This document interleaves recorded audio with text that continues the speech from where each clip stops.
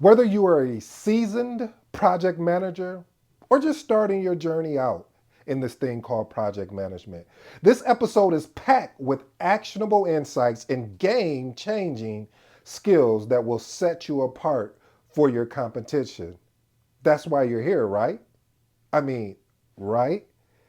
Hey, family, today's episode, we're going to really unpack some things. And if you don't mind, I'd love to share a story with you about what we're going to be discussing today. And a lot of times when you step into this thing that I love, that I hope you fall in love with, called project management, you start obtaining some of these milestones or these, I'll call them awards per se, meaning that you get that promotion at the job. You go from a project coordinator to a project manager. You may go from a project manager to a senior project manager, etc. You get your PMP, you receive your CAPM, you get your very first project to lead from beginning to end. What am I saying here? What I'm saying here, family, is that if you're like me, and I know you're like me because you're here today and you're exceptional, and with you being exceptional, you're asking that question in the back of your mind, like, what's next? Meaning, how can I continue to keep this skill set that I've learned? You know, I don't know about you, family, but when I was studying for the PMP, even the CAPM, I was in some very intense study sessions to learn the material. And then after the material, after I put the book down, I was like, okay, I probably don't need to pick that up for a minute. And I realized that that is not the case. So, family, today I'm going to challenge you. Matter of fact, I'm going to implore upon you that you start working on your project management skill set so you don't fall into that category of what we call paper PMPs or paper CAPMs. So let's have some fun today. Let's get into my first point. Point number one: agile mindset.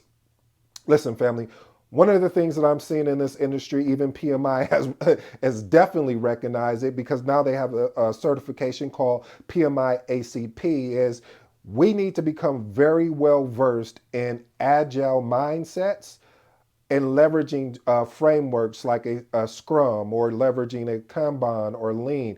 Listen, family, people, organizations are looking to get projects done faster, especially when they don't have a lot of requirements and don't know kind of what they want to do. They want to experiment a lot more, test, because when you run a predictive, that is more of like a waterfall approach, or that is like the standard approach in project management, you may get down all the way to the end to realize, like, I don't know if I really want this project. So reason why I'm recommending, family, if you want to up your game and your skill set, or even improve your skill set, which you should be wanting to do anyway, is look at things around agile, or investing in attending agile workshops, conferences, and webinars. Listen, family, you know me. If you don't, if you're new to this episode, you're going to learn about ED. One thing about ED, I don't just tell you something because it sounds good. I don't do this just to try to impress upon you that, oh, look at me. No, no, no, no, no. I actually live what I talk. I told you I came to disrupt this thing that they call project management, and I truly mean that. And the reason why I'm looking to disrupt it is because you'll have project managers out here that'll say, hey, you should be taking this course or you should be doing this, and they're not even doing it themselves. But I have actual proof. So on Saturday, July 13th, my mentor, my friend, my buddy, him and Roy, another great mind, will be hosting a practical agile simulation. This is basically meaning where you're going to be able to get hands-on with agile. And listen, they're only doing it for $100 for 4 hours. If you knew how much, if you were to be with one of them one-on-one, their hourly rate, I believe they should double what they're getting paid hourly. But the point I'm trying to make is, family, you want to be able to join there so you can learn. I'll drop the link somewhere so you can access it if you're interested. Again, only $100. You've spent $100 on food over for a month. Won't you now feed your mind? Okay, I won't do any more plugs on that until maybe tomorrow, because I really believe, listen, family, I'm bringing you the best of the best. I don't want to bring anyone in here that is not going to help you grow, that's not going to help you develop that mindset that you need to develop in this thing called project management. So let's move on to point number two. Point number two: cross cultural competency. Listen, we are in a diverse world. Excuse me. We are in a global economy. What does that mean, ED? That means that you will be working with people all across the world. And so you have to understand, how do I navigate these different cultural dynamics? A lot of people don't talk about this, but you need to understand this because it's important to you, because if you're working with a different culture, you have to understand what are the cultural norms, what are some of the misnomers or things that I know I shouldn't say maybe if I was in the States. So it's important to learn about the different cultures and the representatives on your team. If you don't do this, this is one of those things where you find you, as they say, council culture. But no, seriously though, family, having the ability to develop your cross-cultural competency is going to be huge in your career in project management. Let's move on to point number 3. I'm seeing a lot more of this, and it's funny that as little kids when we were growing up, I don't know about you, but I love playing video games, still do. And shout out to all my NBA 2K players out there. But seriously though, family, point number 3 is gamification for engagement. Listen, in any game, especially if you're like being very competitive, like I don't care if we're playing Uno, Monopoly, I want to win at all costs, of course, ethically. But I'm saying at all costs because I just love that competitive juice that happens. And so I started seeing this gamification happening more, especially I seen it. What really resonated with me was when about school as a community where people can build communities on school, which is a platform, and they really made it more of a gamification type approach. So how could you take that and translate it into your projects? And it's simple, family. You could do this by integrating type game elements like points, leaderboards, and rewards for the work progress. I know when I was first coming up in this thing called project management, boy, I used to enjoy when we used to be able to do certain things for the team. But now it's kind of been, it's been kind of, it's not like how it used to, but you can find creative ways to really encourage your team, especially if you're leading a very challenging project. Let's move on to point number 4. Point number 4, AI, or artificial intelligence, and ML, what we call machine learning. Listen, family, if you are a project manager, project coordinator, matter of fact, if you're just thinking about even getting in project management, you need to start learning AI. Why, ED? Why is AI? Everybody talking about this AI. Listen, AI is one of those things that's not going anywhere anytime soon. And because it's not going on anywhere, all I'm saying to you, family, is understand, or I should say, acquire just the basic understanding of what AI, artificial intelligence, and what ML is. Machine learning language. Basically, there's just the concepts, just in case if you have to use it, because I am starting to see project management software starting to infuse some AI type things where before, you may have to manually build your schedule out, and then you can automate the task and things of that nature. AI is assisting with that. So you want to start understanding the components behind AI. Start attending workshops or online courses where they can inform you about AI. I get newsletters. I signed up for newsletters. I've attended workshops. Anytime I can get my hands on any AI training, I want to learn it because I want to be prepared for the shift. I don't want to get caught off guard. Project management is always going to need people. But some of the mundane tasks that we do, like scheduling, like putting together a communication management plan. Hey, just putting together a project management plan. It may get to a point where this becomes more automated, where you feed AI your prompt, and boom, it automatically populates a project management plan for you with all the subsidiary plans included. So start looking at that, family, so you can be on the cutting edge with everyone else. Let's move on to point number 5. This is one that I've been working on for years, and probably will continue to work on it until the day I give up in doing this thing called project management, or just communicating in general. Is storytelling and presentations. It's important, family. Nowadays, I'm reading this book, and I can't, again, name of the book. I'm just going to start writing them down.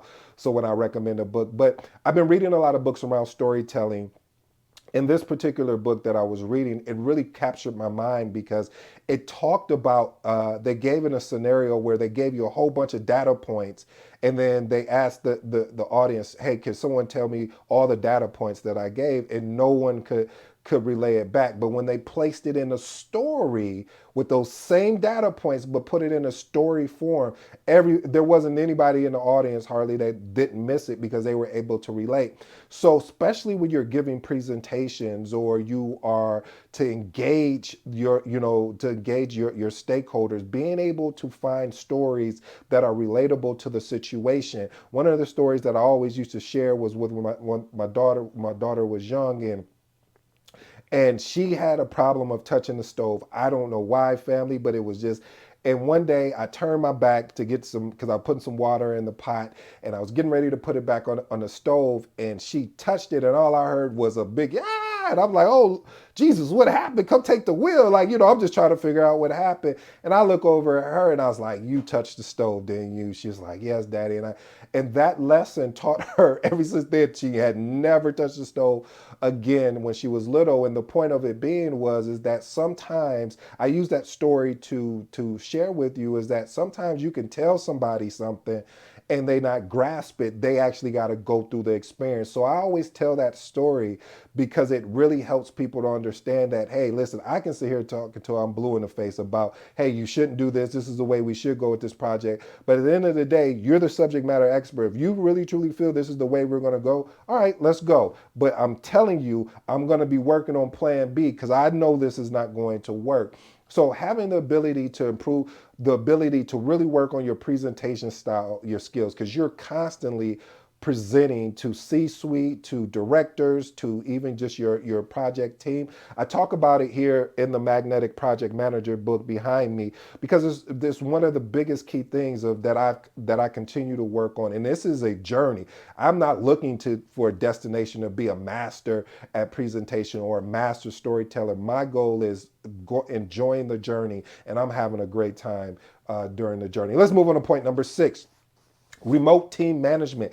Listen, when in 2020, when we had that occurrence, I'm not going to say what the occurrence is, but you guys know, basically when everything was shut down, having the ability to be able to lead a remote team is going to be huge. And I also think that as I was sharing with you earlier about us being more global. I'm seeing a lot more global project managers working on projects in the States.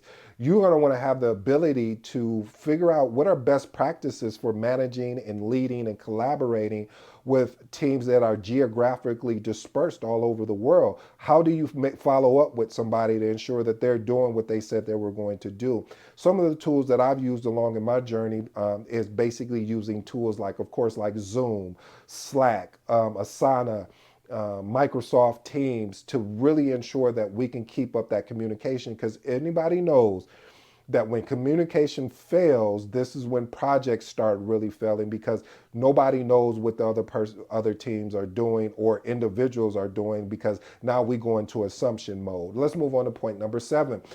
Negotiate and conflict resolution. When you fall in love with this thing, or even think about getting into project management, you will have an opportunity to experience some conflict. Matter of fact, if you don't experience any conflict on your project, just wait, it's coming. One of the things I remember the first time I experienced conflict in my project, I was shocked. I was like, hey, what is this about? And the stakeholder was very aggressive, and I had to learn, like, hey, let's take this offline and have a further deep dive conversation, because maybe I missed something during this meeting that made you react that way. And of course, I didn't have the backstory. And what it was is there was a previous project manager before me, because I was taking over the actual project.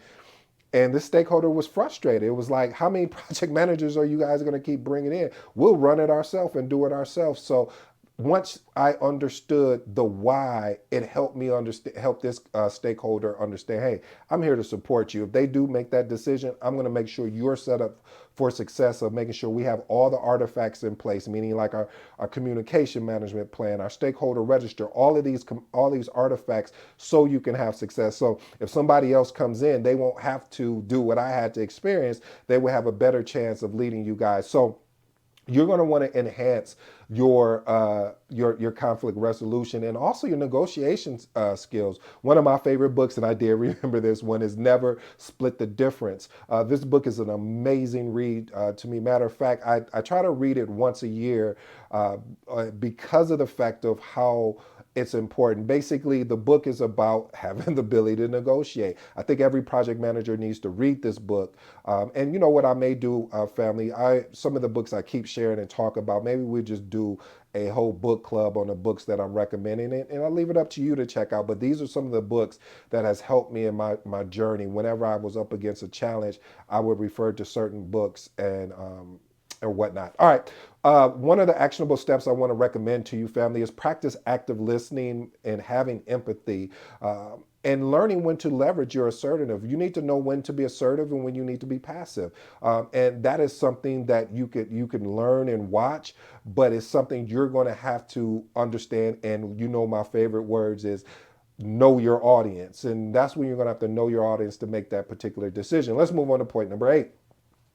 Emotional resilience and stress management. I've shared this before with you. I even have a whole episode dedicated to is project management stressful? I'm going to tell you there are moments that it does get very stressful is because you're trying to meet deadlines. You're tight with your budget. You're trying to keep your scope together. Matter of fact, you're just trying to keep the stakeholders constantly engaged in this project that may have been going on for 8 to 12 months. And they're just like, man, I wish we could be done already. So one of the things I always recommend is practicing mindfulness, meditation, finding stress management ways to really just alleviate some of that stress. It's going to be there, but how do you use that stress to your advantage? And then, of course, just having the emotional resilience to know when someone is attacking you, you have to make a decision.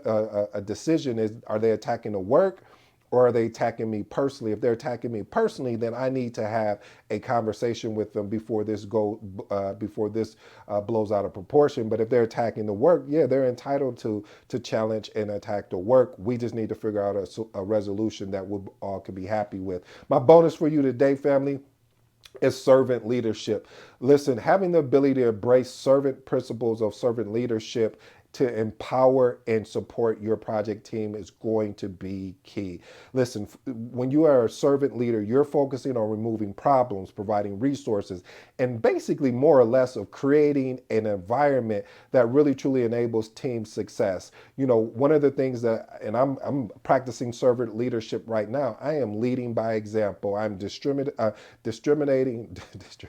I am demonstrating the ability to have humility and say, hey, I'm a lifelong learner like you guys. I just happen to have some experiences that I want to share with the family, and you guys share experiences with me that I've even made episodes on around some of the experiences that you've shared with me, if you know it or not. So anyway, let me go through my 3-point closing remarks. I hope you enjoyed today's episode. First closing remark is Agile Mindset. As I shared with you, my friend, my mentor, my actual coach for project management is having an actual agile opportunity for you to join on July 13th, which is a Saturday. It's a 4-hour event. I'll actually put that somewhere where you can make a decision if you want to buy in or not. But again, this is a conference that is going to be worth it. Let's look at number 2. Negotiating conflict resolution, like I shared with you before. Having the ability to enhance your negotiation skills will be key.